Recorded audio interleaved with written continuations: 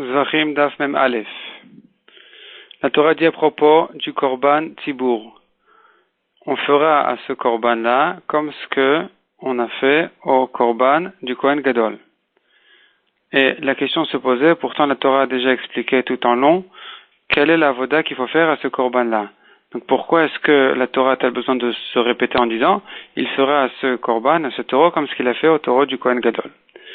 Et la Gemara a fait des drashot dans les dapim précédents, et ici la Gemara s'attarde sur une drasha, où on a dit, Ve'asa la part, il fera au taureau, ça fait allusion, non pas, et ça fait allusion justement à ce Korban-là même, de Tibour.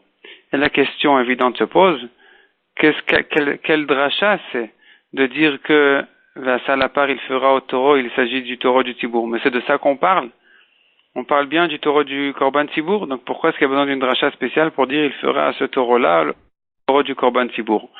Répond la Gemara que certains émourim ne sont pas écrits, ne sont pas répétés à propos du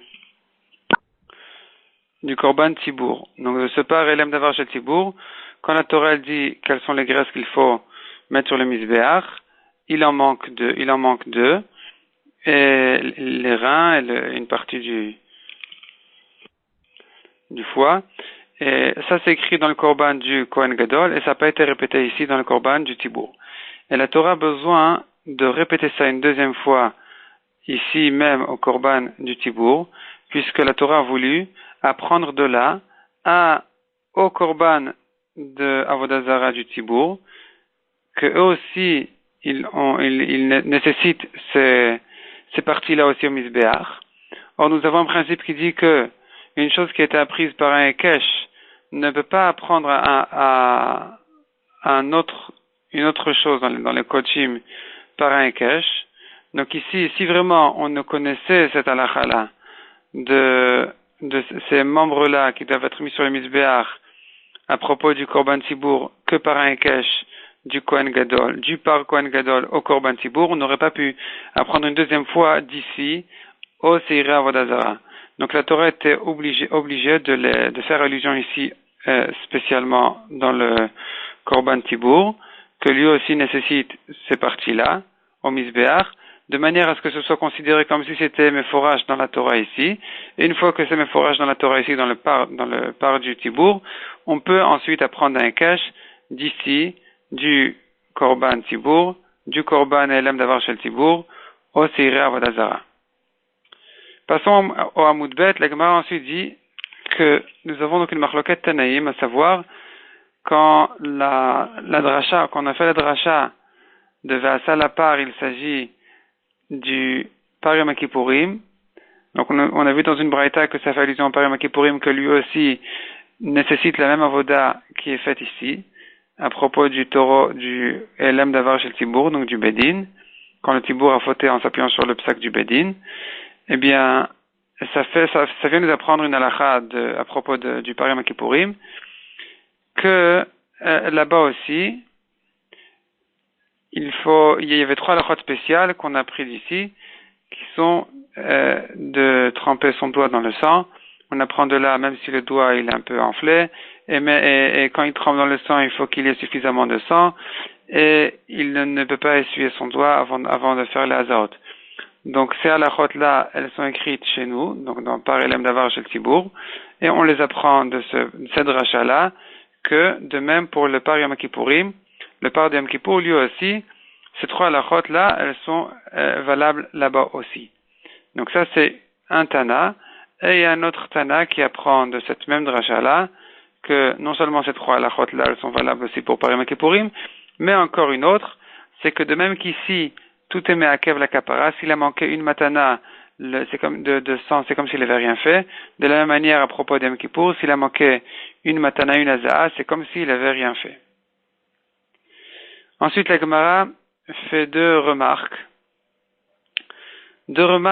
à propos de ces parachiotes-là, donc de ces deux parachiotes qui se suivent, du Korban Kohen Gadol et ensuite du Korban du Bedin, quand le Tibour a fauté. Et la Gemara fait deux remarques. Premièrement, c'est écrit à propos du tibour qui a fauté. Donc, comme on l'a vu, c'est pas écrit qu'il faut amener ces parties-là de la bête au misbéach. Les reins et une partie du foie. Ça, c'est écrit qu'à propos du Kohen Gadol. Et l'explication, la Gemara dit que c'est parce que quand le tibour a fauté, la Torah ne veut pas s'attarder sur leur faute. Donc, le tibour, il est précieux aux yeux d'Hachem. C'est comme le bien-aimé du roi. Le roi ne veut pas s'attarder sur sa faute. Donc, la Torah raccourcit plutôt dans leur korban. Deuxième remarque, à propos du tibour, c'est pas écrit parochet à Kodesh. On fait l'azot devant la parochet. Tandis qu'à propos du korban Kohen Gadol, là-bas c'est lui écrit qu'on fait l'azot, qu'il doit faire l'azot devant la parochet à Kodesh. Et l'explication est que quand le tibour a fauté, la parochet a un peu perdu de sa grande kedusha, puisque quand tout un tibour a fauté, ça fait que la kedusha des proches, des amis du roi se raffaiblit un peu. Enfin, les proches et les amis du roi s'éloignent un peu, et donc ici aussi, la kedusha de la parochet, elle se raffaiblit un peu. C'est pour ça que la Torah n'a pas dit ici à parochet à Kodesh. Autre sujet, dit la Gemara, c'est le sujet qui concerne la question est-ce qu'on fait un pigoul à un demi-matir, c'est-à-dire chaque korban, il a certaines parties du korban qui permettent, c'est-à-dire certaines avodotes qui en le faisant, on permet le korban soit au misbéach, soit les graisses sont permises à être sacrifiées sur les misbéach, soit la viande peut être mangée par les baalim, soit le sang. Donc il y a toujours les parties du korban qui sont les matirim, ceux qui permettent, et il y a les parties du korban qui sont ceux qui sont permis. Donc le pigoul toujours, il concerne les parties qui sont les matirim, qui permettent le korban, ou qui permettent une partie du korban à être sacrifiée sur le misbéach ou mangée par celui qui doit les manger. Et c'est là on fait, et c'est là aussi il a pensé une mauvaise pensée, une pensée de pigoul, hors temps. C'est là où le korban est pigoul, et celui qui le mange, il est chayav karet, même s'il a mangé en son temps. Donc, la Gemara ramène ici une Mishnah de Menachot. Le korban mincha, il a deux matirim. Il a le kometz et la levona. Donc, ces deux parties, le kometz, c'est la farine qui a été prélevée de la mincha, qui est mise sur le misbéach, et c'est ça qui permet les shiraim, donc les restes de la mincha, à être mangés par les kohanim, et la levona aussi, elle est sacrifiée sur le misbéach. Ces deux choses-là, elles permettent la levona. La question se pose, elles permettent la mincha. La question se pose, est-ce que si on a fait une pensée de pigoul sur une des deux, c'est-à-dire au moment où il a mis le komet sur le misbéach, il a une pensée de pigoul de manger les restes demain, alors que la mincha ne se mange que pour un jour et une nuit, et qu'au moment de la levona, quand il a mis la levona sur le misbéach, il a pensé à rien, il n'a pas pensé une pensée de pigoul. Est-ce que cette pensée-là, au moment du komet, c'est suffisante pour rendre la mincha pigoul, oui ou non? Selon Chachamim, non, c'est insuffisant. Selon Rabbi Meir, la mincha est pigoul. Eh bien, Resh Lakish explique que ne pas comprendre de Rabbi Meir qu'il penserait qu'on peut faire un pigoul même à un demi-matir, comme ici. Quand il a fait sa mauvaise pensée au moment où il a fait que le kometz et pas la levona, donc c'est qu'un demi-matir, et que Rabbi Meir dit que la mincha est pigoul, ça ne veut pas dire qu'en faisant une pensée à un demi-matir, ça rend déjà le korban pigoul. C'est faux. Simplement, Rabbi Meir pense que malgré qu'il faut que la pensée se rapporte sur tout le matir, ici, cependant, on considère que puisque la pensée a eu lieu au moment du premier demi-matir, qui est le kometz dans ce cas-là, donc la pensée, elle se prolonge, tant qu'il n'a pas dit le contraire, elle se prolonge automatiquement sur la deuxième moitié du matir, qui est la levona. Donc au moment où il met la levona sur le misbéach, automatiquement se prolonge la pensée du pigoul, et donc le korban, la totalité du matir a été fait en pigoul, ce qui fait que la mincha devient pigoul, selon Rabbi Meir.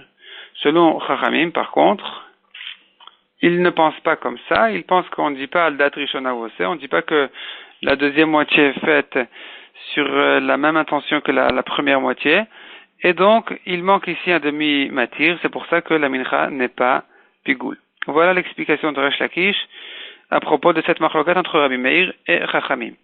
La Gemara ramène notre Mishnah.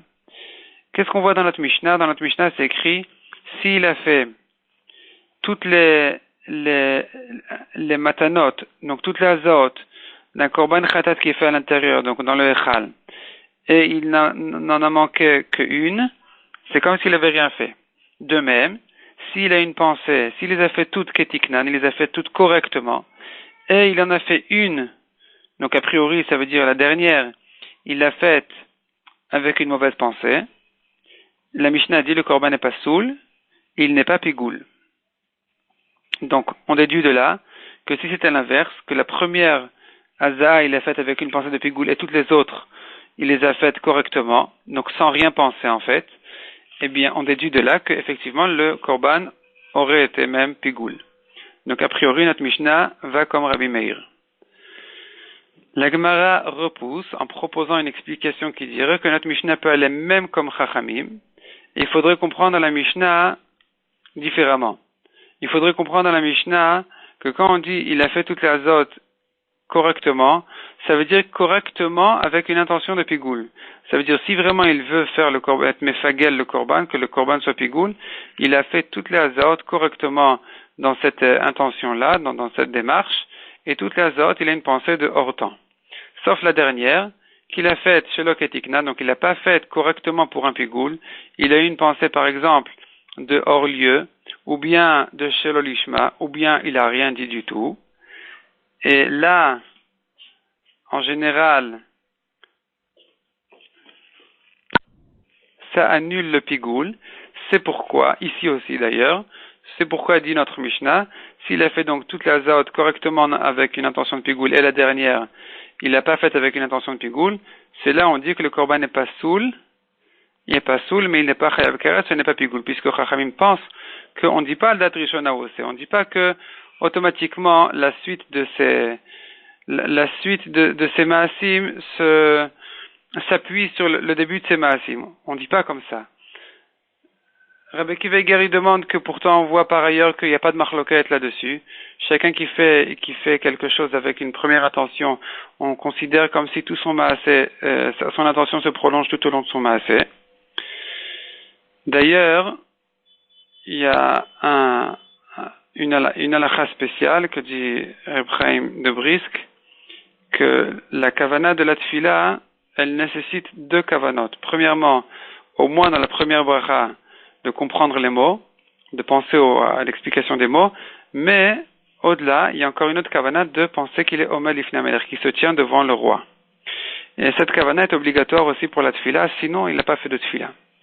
Ici aussi, on considère que si au moment où il commence la tfila, il a l'intention il pense à ça, qu'il est Omer Lifnei Hamelech, il se tient devant le roi, cette intention-là, cette kavana, elle se prolonge tout au long de la tfila, même si il pense pas à ça tout au long de la tfila.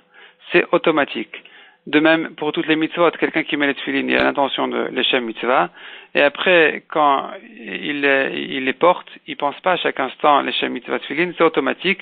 Tout est fait al dat rishona. Tout ce qu'on fait, c'est al dat rishona wosé. Donc c'est que ici, le Ayelet HaShachar explique que c'est que ici, c'est différent, puisque c'est une avera, et donc de faire le pigoul. D'ailleurs, la Mishnah d'Avod dit celui qui est celui qui est mechalel le kodashim, qui profane les kodashim, en lochelek l'olam haba. Et le Barthénour explique c'est celui qui a une pensée de pigoul au moment où il fait un korban, en lochelek l'olam haba, il méprise, il fait pas attention au kavod des korbanot, et donc il perd son chelek l'olam haba. Apparemment, s'il le fait bémézine. En tout cas, puisque c'est une avera, donc ici, Chachamim pense que on ne dit pas qu'il fait que son intention qui a été faite au début au premier demi-matir se prolonge tout au long. Mais en général, dans les mitzvot, on considère bien que si l'intention a été claire au début avant qu'il a commencé son maaseh, effectivement, elle se prolonge tout au long du maaseh, les mitzvah.